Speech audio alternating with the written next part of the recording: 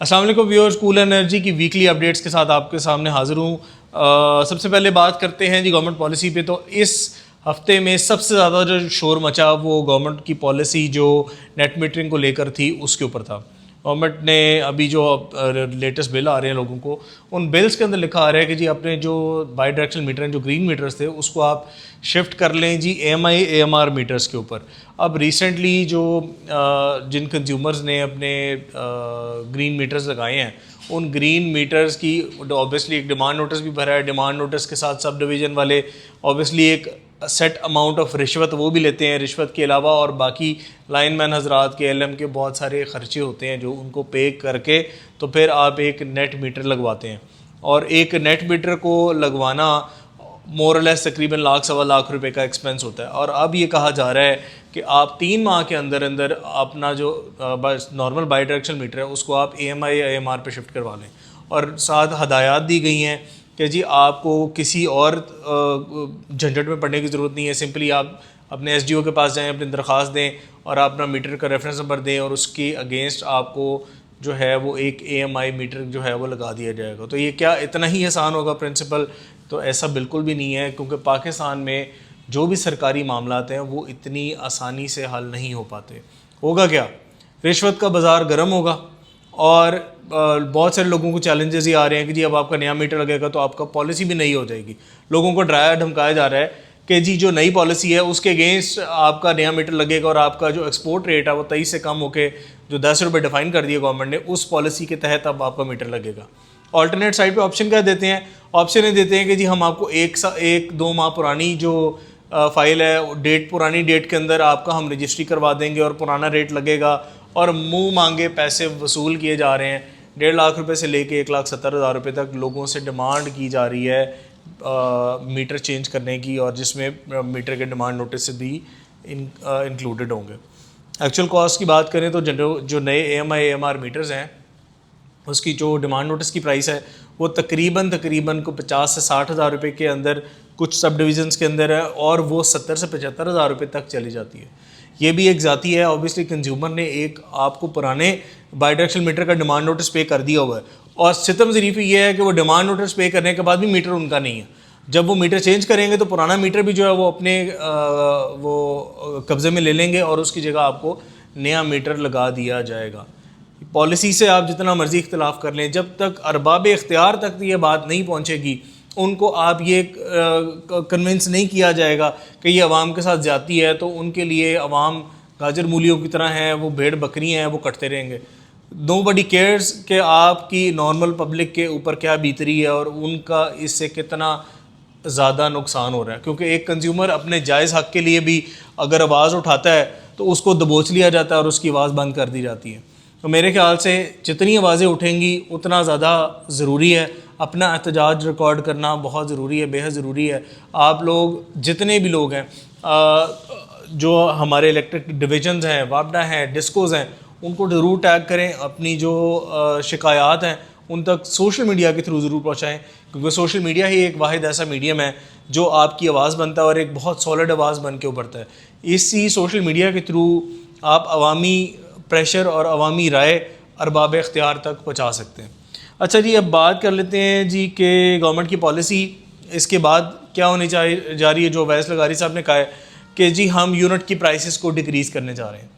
किस हद तक आप डिक्रीज़ कर पाएंगे, क्योंकि आपका सर्कुलर डेट बढ़ता जा रहा है नेट मीटरिंग की वजह से। कंज्यूमर्स ने आपसे बिजली लेने का जो एक था ना पहले कि जी वापडा या लेस्को या कोई भी डिवीज़न वही ग्रिड सप्लाई करेगा, लोगों ने अपनी सस्टेनेबल मॉडल के थ्रू अपनी बिजली खुद बनाना शुरू कर दी है, और लोग ये चाहते ही नहीं है कि हम ग्रिड की जो है वो बिजली इस्तेमाल करें।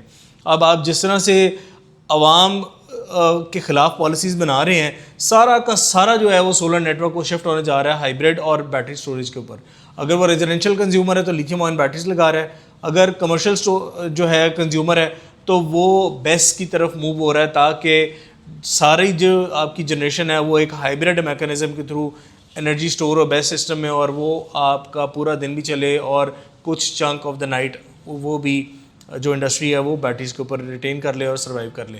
जब आपके मेगा कंज्यूमर्स और आपके रेजिडेंशियल कंज्यूमर्स दोनों ही ग्रिड से हट जाएंगे तो आपके पास रेवेन्यू जनरेशन का कौन सा मैकेनिज्म रहेगा, यह अरबाब इख्तियार को सोचना चाहिए।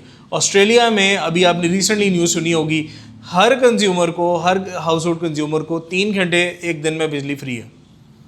और यहाँ पर हमारे मुल्क में क्या होता है, वहाँ आप अंदाज़ा लगा सकते हैं कि कितना ज़्यादा तजाद है गवर्नमेंट की सोच में, अवाम दोस्त हुकूमतों में और ऐसी हुकूमतों में जो सिर्फ वक्ती तौर पे शॉर्ट टर्म फ़ायदे सोचते हैं।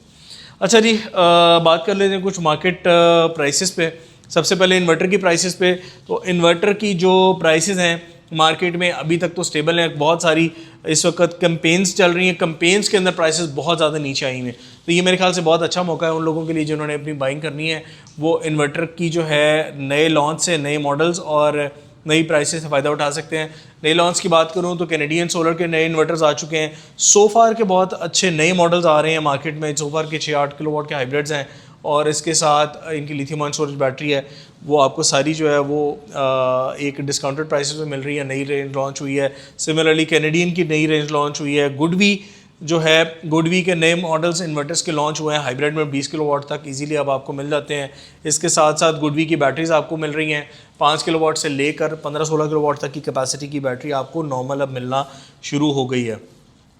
मैक्स पावर एक लोकल ब्रांड है, उसके इन्वर्टर्स भी आपको नए मॉडल्स देखने को मिलते हैं, IP65 में भी, IP21 में भी। इसी तरह सिमिलरली सोलर मैक्स है। सोलर मैक्स ने भी अपनी सोलोन सीरीज़ पे जो है वो बहुत ज़्यादा डिस्काउंट्स लगाए हुए हैं। अगर आप वो ऑफ़र अवेल करना चाहते हैं तो सोलोन मेरे ख्याल से एक बहुत अच्छा इन्वर्टर है जो कम पैसों में आपको बहुत अच्छे फीचर्स और बड़ी अच्छी क्वालिटी ऑफ़र करता है।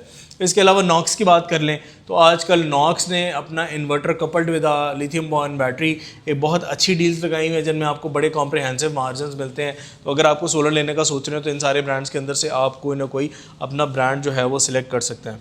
अच्छा, अब पैनल्स की कुछ बात कर लें तो पैनल की जो प्राइसेस हैं वो स्लाइटली लोअर एंड पे रही हैं इस हफ्ते में, क्योंकि जो डिमांड एंड सप्लाई कर्व है वो पूरा मीट नहीं हो पा रहा और आपकी जो मार्केट की सप्लाई है वो एक्सेस है। डिमांड जो है वो आपकी जो है वो एक रेगुलर डिमांड है जिसकी वजह से जो प्राइसेस हैं वो स्टेबल हैं समहाउ। और अगर आप निगोशिएट और बारगेन कर लें बड़ी क्वांटिटी पे तो आपको प्राइस में डिस्काउंट भी मिल जाते हैं। जबकि इंटरनेशनल अगर प्राइसेस की बात की जाए तो इंटरनेशनली प्राइस बढ़ गई है क्योंकि चाइना में रिबेट्स जो हैं वो उन पे कट लगा दिया गया। अब अगर आप आज की डेट में कोई पैनल इंपोर्ट करते हैं तो वो आपको महंगा पड़ता है और जो एग्जिस्टिंग स्टॉक है वो आपको सस्ता पड़ रहा है। फ्यूचर में क्या होगा, फ्यूचर में पैनल की प्राइस थोड़ी सी बढ़ सकती है। उसकी वजह यह है कि अगर आपकी ये जो एक स्पेशल कैटेगरी की GST पैनल्स पर लगी हुई है जो कि एक लिमिटेड नंबर है, अगर ये फुल कैपेसिटी पे चली जाती है तो वहाँ से भी प्राइस हाइक आएगी। प्लस जो अगर आप नई इंपोर्ट करते हैं तो नई इंपोर्ट पे नई प्राइस अप्लाई होती है चाइना से। अगर नई प्राइस पे इंपोर्ट करते हैं प्लस फुल टैक्स लग जाता है तो ऑब्वियसली प्राइस का आपको एक कोई 10% या 12% का एटलीस्ट इंक्रीज़ देखने को मिल सकता है। अच्छा जी, अब बात करते हैं हम अपनी बैटरीज़ की। तो जो लिथियम आयन बैटरीज़ हैं उनकी प्राइसेस भी नीचे आ रही हैं। उसकी वजह यह है कि नए मॉडल्स आ रहे हैं और नए मॉडल्स के साथ साथ नए सेल्स भी आ रहे हैं जिसकी वजह से आपको बैटरी की एक तो मार्केट में सप्लाई स्टेबल है। सप्लाई स्टेबल होने के साथ साथ कुछ ऐसे मैन्युफैक्चरर्स थे जिन्होंने अपनी सेल्स की जो थी ना वो अपनी सप्लाई वो रोक दी है। जिस तरह CATL है।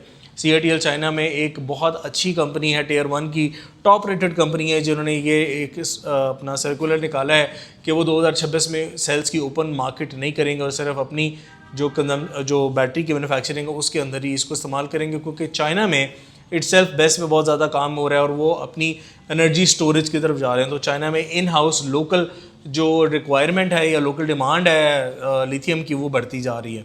इसी वजह से जो बाकी सेल मैन्युफैक्चरर्स हैं जिस तरह EV है, गोशन है, REPT है, ये भी कुछ रिप्यूटेड ब्रांड्स हैं वो अपना सेल मैन्युफैक्चर कर रहे हैं और वो सप्लाईज भी दे रहे हैं बाकी मैन्युफैक्चरर्स को। लेकिन लीड टाइम ऑब्वियसली अगर अच्छे Tier 1 मैन्युफैक्चरर से आपने लेना है तो वो लीड टाइम बढ़ना शुरू हो गया है।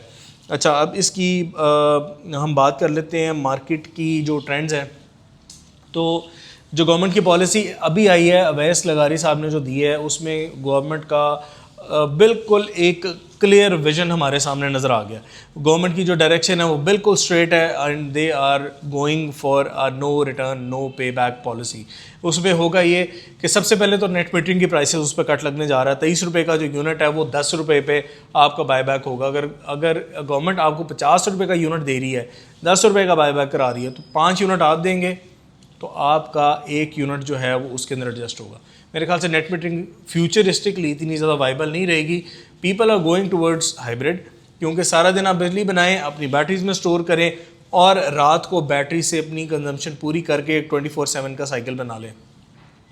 इंडस्ट्री के लिए इंडस्ट्री के लिए ऑन ग्रिड बिल्कुल वाइबल है। इंडस्ट्री के लिए जो ऑन ग्रिड सिस्टम है वो फ्यूचर में भी वाइबल रहेगा। अगर नेट मीटरिंग बंद भी हो जाती है तब भी इंडस्ट्री के लिए जो है वो ऑन ग्रिड वाइबल रहेगा, क्योंकि उनकी डे टाइम की रिक्वायरमेंट सारी की सारी ऑन ग्रिड से पूरी हो सकती है। अगर अबव एंड बियॉन्ड जाना हो तो मेरे ख्याल से इंडस्ट्री बेस्ट पे मूव हो सकती है, हाई वोल्टेज बैटरीज पे मूव हो सकती है, हाई वोल्टेज जो है हाइब्रिड सिस्टम उस पर मूव हो सकती है, क्योंकि हाई वोल्टेज में DC to AC कन्वर्जन बहुत आसान होती है। आसान नहीं होती, आसानी के साथ साथ आपकी जो कन्वर्जन है उसके अंदर आपको बड़ी प्रोफिशेंसी मिलती है और आप अपने बड़े लोड्स जो हैं वो भी बड़े इजीली मैनेज करके अपने बैटरीज के थ्रू जो है वो चला सकते हैं। तो मेरे ख्याल से अभी एक ट्रांजिशन पीरियड है हमारी इंडस्ट्री के अंदर, क्योंकि हमने ऑब्जर्व किया कि जो कोविड पीरियड था उससे पहले और उसके बाद सारा का सारा जो है वो ऑन ग्रिड पे फोकस था। लोग हाइब्रिड जो है वो कम सिस्टम लगाते थे, ग्रिड की जो है फ्लक्चुएशन भी बहुत इजी थी, बहुत ज़्यादा ग्रिड के लॉसेस नहीं होते थे बड़े शहरों में। छोटे शहरों में तो ऑब्वियसली ग्रिड की अनअवेलेबिलिटी रहती है, लेकिन बड़े शहरों में ऑन ग्रिड सिस्टम बहुत जो है वो अबंडेंटली लगा। और अब जो है फ्यूचर ट्रेंड्स जो हैं वो सारे के सारे हाइब्रिड पे शिफ्ट कर रहे हैं। इवन कि जो लोग ऑन ग्रिड सिस्टम लगवा चुके थे वो भी हमसे इंक्वायर करते हैं कि आपके पास कोई ऐसा सोल्यूशन हो जो ऑन ग्रिड सिस्टम को हाइब्रिड में कन्वर्ट कर दे।